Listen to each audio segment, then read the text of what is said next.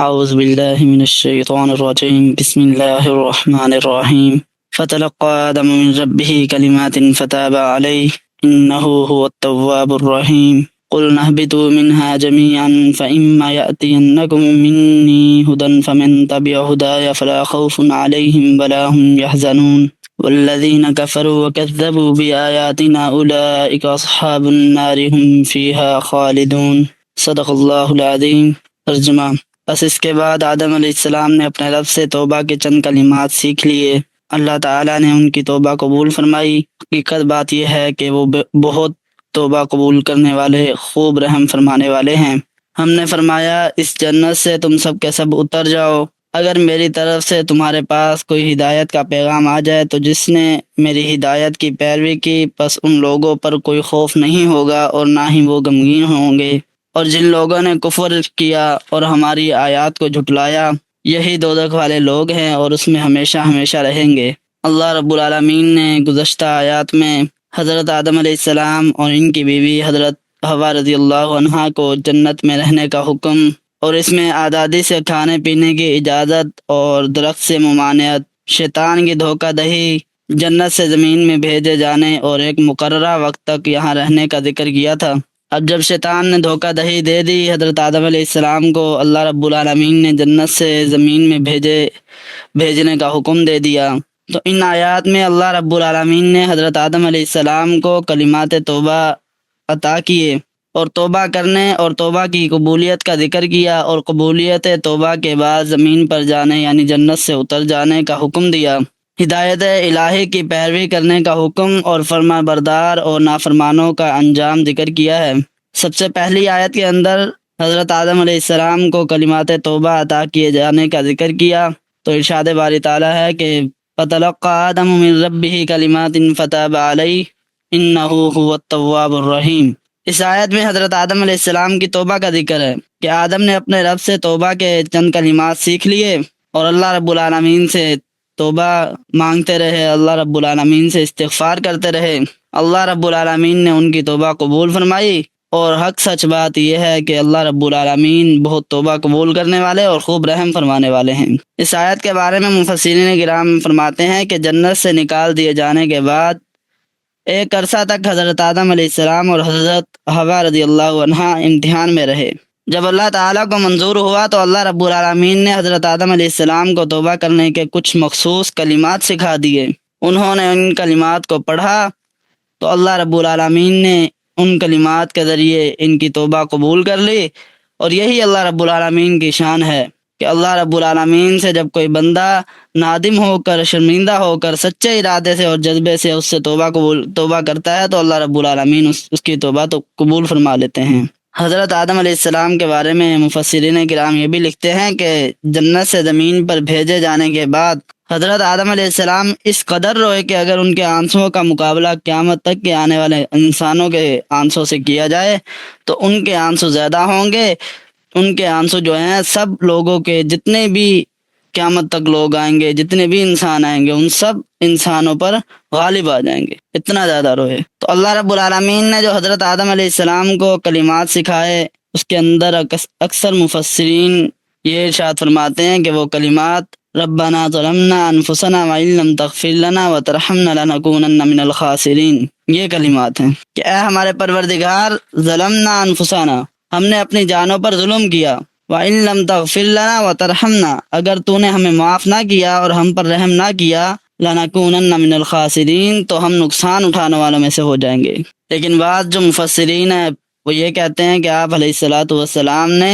حضور صلی اللہ علیہ وسلم کا واسطہ دے کر دعا کی تھی اور یوں فرمایا تھا، اسألک بحق محمد صلی اللہ علیہ وسلم، کہ میں محمد صلی اللہ علیہ وسلم کے وسیلے سے دعا کرتا ہوں۔ اب ان آیات میں حضرت آدم علیہ السلام کی توبہ کا تو ذکر ہے، لیکن حضرت حوا رضی اللہ عنہا کی توبہ کا ذکر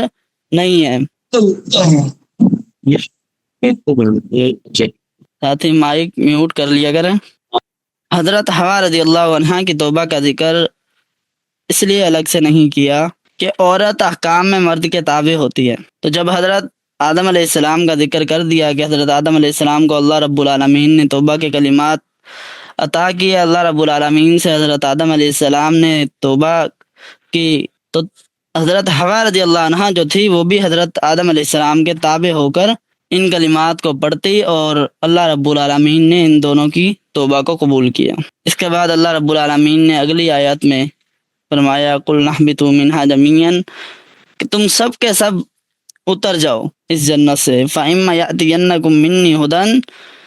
پس اگر میری طرف سے تمہارے پاس کوئی ہدایت کا پیغام آ جائے، فمن تبع ہدایا جس شخص نے میری ہدایت کی پیروی کی، فلا خوف علیہم ان لوگوں پر کوئی خوف نہیں ہوگا، ولا هم یحزنون اور نہ ہی وہ غمگین ہوں گے۔ کہ جب حضرت آدم علیہ السلام اور حضرت حوا رضی اللہ عنہ کو اللہ رب العالمین نے کلمات توبہ سکھلا دیے اور انہوں نے ان کلمات کے ساتھ دعا مانگی اور توبہ کی، تو اللہ رب العالمین نے ان کی توبہ قبول فرما لی،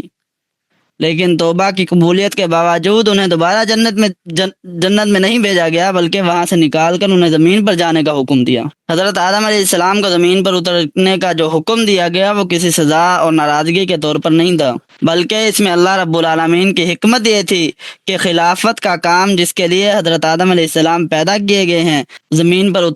اتارنے کے بعد ہی ہو سکتا ہے۔ تو اس سے معلوم ہوا کہ حضرت آدم علیہ السلام کے زمین پر اترنے کا حکم سزا کے طور پہ نہیں بلکہ اللہ رب العالمین کی نیابت کے اعزاز کے طور پر دیا گیا تھا۔ اللہ رب العالمین نے انسان اول یعنی حضرت آدم علیہ السلام اور حضرت حوا رضی اللہ عنہ کو دنیا میں بھیج کر تنہا نہیں چھوڑ دیا، بلکہ ساتھ ہی انہیں یہ ہدایت بھی فرمائی کہ وہ اللہ رب العالمین کے احکام کی پیروی کریں، اللہ رب العالمین کے احکام کی اطاعت کریں۔ یہ پیغام صرف حضرت آدم علیہ السلام اور حضرت حوا رضی اللہ عنہ کو نہیں تھا، بلکہ جتنے بھی انسان تھے، جتنے بھی تمام کے تمام بنی نوع کو یہ پیغام تھا، اور آج بھی یہ پیغام ہے اور قیامت تک رہے گا۔ اس کے بدلے میں اللہ رب العالمین نے خوشخبری دی کہ ہدایت کی پیروی کرنے والوں کو اللہ رب العالمین ہر قسم کے خوف سے محفوظ رکھیں گے، ہر قسم کے غم سے اللہ رب العالمین محفوظ رکھیں گے۔ اب قرآن مجید کے اندر اس واقعے کے تحت زمین پر اترنے کا جو حکم دیا 2 مرتبہ دیا۔ پہلے دیا کہ فَأَزَلَّهُمُ الشَّيْطَانُ فَأَخْرَجَهُمَ مِمَّا كَانَ فِيهِ وَقُلْنَا اهْبِطُوا بَعْضُكُمْ لِبَعْضٍ عَدُوٌّ وَلَكُمْ فِي الْأَرْضِ مُسْتَقَرٌّ وَمَتَاعٌ إِلَىٰ حِينٍ، اور دوسری مرتبہ پھر دیا قُلْ اهْبِطُوا مِنْهَا جَمِيعًا فَإِمَّا يَأْتِيَنَّكُم مِّنِّي هُدًى فَمَن تَبِعَ هُدَايَ فَلَا خَوْفٌ عَلَيْهِمْ وَلَا هُمْ يَحْزَنُونَ۔ تو اس کی کیا وجہ ہے؟ 2 مرتبہ یہ حکم کیوں دیا؟ مفسرین کرام نے اس کی وجہ یہ بیان کی کہ حضرت آدم علیہ السلام کے زمین پر خلیفہ کی حیثیت سے بھیجے جانے کا نتیجہ واضح ہو جائے کہ جب حضرت آدم علیہ السلام جنت سے نکل کر زمین پر جائیں گے اور ان کی نسل کا سلسلہ شروع ہوگا اور زمین آسمان انسانوں سے آباد ہو جائے گی، تو جنت میں جس طرح شیطان سے مقابلہ تھا اسی طرح زمین پر بھی شیطان اور شیطانی قوتوں سے مقابلہ ہوگا۔ پہلی آیت میں تو اتنا بتا دیا تھا کہ تم ایک دوسرے کے دشمن ہو جاؤ گے، جبکہ دوسری آیت میں اس عداوت کی وضاحت کر دی کہ یہ حق اور باطل کی کشمکش ہوگی۔ اس کشمکش سے کامیابی کے ساتھ نکلنے کا طریقہ بھی سمجھا دیا کہ میری طرف سے ہدایت کا پیغام لے کر جو انبیاء کرام علیہ الصلوۃ والسلام اور میرے نیک بندے آئیں گے تم ان کا ساتھ دو اور جو پیغام وہ لے کر آئیں اس پر عمل کرو، یہی دنیا اور آخرت میں کامیابی کا نسخہ ہے۔ اس کشمکش سے کامیابی کے ساتھ سرخرو ہو کر نکل جاؤ گے، پھر دوبارہ جنت میں داخل کیے جاؤ گے، اس لیے 2 مرتبہ زمین پر اترنے کا حکم دیا۔ اب یہ جو حضرت آدم علیہ السلام اور ابلیس کی کشمکش تھی آپس میں ہوئی جنت کے اندر، اس کے اندر کیا حکمت تھی؟ مفسرین کرام نے اس کے بارے میں لکھا ہے کہ حضرت آدم علیہ السلام کو شیطان کی دشمنی کا یہ تجربہ اس لیے کرایا گیا تاکہ ان کو زمین پر خلافت کے معاملات چلانے کے لیے تیار کیا جائے، کیونکہ انسان پر اللہ تعالیٰ کی رحمت اور شفقت کا تقاضا یہی ہے کہ جب وہ اپنی خلافت والی جگہ اترے تو ان تمام تجربات سے آراستہ ہو جو اسے دنیا کی زندگی اور زمین پر خلافت کا منصب سنبھالنے کے دوران پیش آنے والے ہیں۔ اس کے آگے اللہ رب العالمین نے آیت نمبر 39 کے اندر فرمایا والذین کفروا وکذبوا بآیاتنا اولئک اصحاب النار هم فیہا خالدون، اور جن لوگوں نے کفر کیا اور ہماری آیات کو جھٹلایا یہی دوزخ والے لوگ ہیں اور اس میں ہمیشہ ہمیشہ رہیں گے۔ اب اس آیت کے اندر نافرمانوں کا انجام بد کا ذکر ہے کہ حضرت آدم علیہ السلام کو یہ بھی بتلا دیا کہ آپ کی اولاد میں سے جو لوگ کافر ہوں گے اور سرکشی کرتے ہوئے ہماری آیات کو جھٹلائیں گے، ہمارے احکام کو جھٹلائیں گے، ہمارے احکام پر عمل نہیں کریں گے، تو اللہ رب العالمین کی بھیجی ہوئی ہدایت اور لوگوں کی دعوت سے منہ موڑتے ہوئے حق کی دعوت سننے سے انکار کریں گے، اسے قبول نہیں کریں گے، وہ جہنمی لوگ ہیں۔ انہیں ان کے اس برے اعمال اور عقائد کی سزا کے طور پر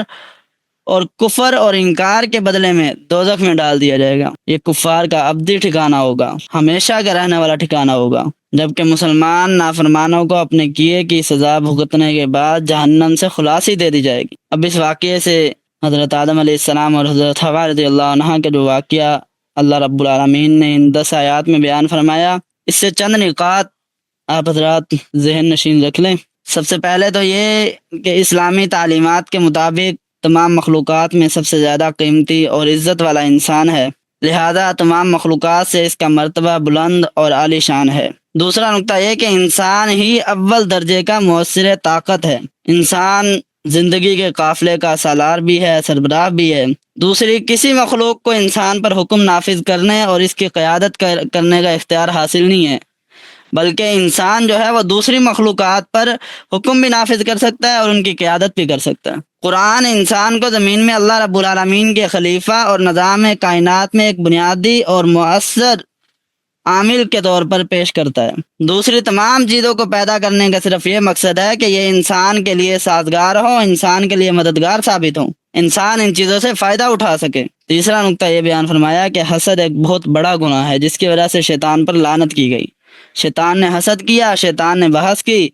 تو اللہ رب العالمین نے اسے جنت سے نکال دیا اور قیامت تک اسے جنت سے دور رکھیں گے۔ چوتھا نقطہ یہ ہے کہ ہر حال میں اللہ رب العالمین کی رضا پر راضی رہنا چاہیے۔ شیطان اللہ رب العالمین کی رضا پر راضی نہ رہا، اس لیے اس عبرتناک انجام سے دوچار ہوا۔ نمبر 5 کہ اپنا علم، عبادت اور پرہیزگاری پر تکبر نہیں کرنا چاہیے، کیونکہ موجودہ حالات کا اعتبار نہیں بلکہ دار و مدار انجام پر ہے، اور انجام کے بارے میں کسی کو معلوم نہیں ہے کہ کیا ہوگا انجام، اس لیے اللہ رب العالمین سے ایمان پر خاتمے کی دعا مانگنی چاہیے۔ چھٹا نقطہ یہ ہے کہ بڑوں کے سامنے بحث اور اپنے دلائل پیش کرنا سخت گستاخی ہے، اس لیے انسان کو اطاعت اور فرما برداری کی عادت بنا لینی چاہیے۔ بڑے جب کوئی بات کر دیں تو ان کے سامنے بحث مباحثہ نہیں کرنا چاہیے، ان کے اوپر اپنے دلائل پیش نہیں کرنے چاہیے۔ یہ 6 نکات اس واقعے سے ہمیں حاصل ہوتے ہیں، اور اللہ رب العالمین نے اس واقعے کو ختم کیا، والذین کفروا وکذبوا بآیاتنا اولئک اصحاب النار هم فیہا خالدون۔ اس آیت مبارکہ پر اس واقعے کو ختم کیا، جس کے اندر اللہ رب العالمین نے حضرت آدم علیہ السلام سے جو غلطی سرزد ہو گئی تھی اس کا ذکر کیا، پھر شیطان کی عداوت کا ذکر کیا، اور اس کے بعد کلمات توبہ سکھائے، یہ ہمیں حضرت آدم علیہ السلام کے صدقے عطا کیے گئے، اور پھر فرمایا کہ جو لوگ کافر ہوں گے، جنہوں نے ہماری آیات کو جھٹلائیں گے، وہ لوگ دوزخ والے ہوں گے اور اس میں ہمیشہ ہمیشہ رہیں گے۔ یعنی جن لوگوں نے اللہ رب العالمین کے احکام کو نہیں مانا، اللہ رب العالمین کے دی ہوئی تعلیمات کا انکار کیا، اللہ رب العالمین نے جو حکم نازل فرمائے اس کی پیروی نہیں کی، تو ان کا انجام آخر میں بیان فرما دیا کہ تم لوگ جو مسلمان ہیں وہ اللہ رب العالمین کے احکام کی پیروی کریں، اللہ رب العالمین نے جو تعلیمات دی ہیں ان پر عمل کریں، ان کی اطاعت کریں، تاکہ وہ ان لوگوں میں شامل نہ ہو جائیں جو بدکاروں کا انجام ہے، ان میں مسلمان شامل نہ ہو جائیں۔ اس آخری آیت میں کافروں کا ذکر کر کے اللہ رب العالمین نے اس واقعے کو ختم کیا۔ اب اس پورے واقعے کے مطابق کسی کا کوئی سوال ہو، واقعے کے متعلق کسی کو کوئی بات سمجھ نہ آئی ہو تو وہ پوچھ سکتا ہے، اگر سمجھ آ گئی ہے تو اللہ رب العالمین کا شکر ادا کیا جائے۔ وآخر دعوانا ان الحمد للہ رب العالمین۔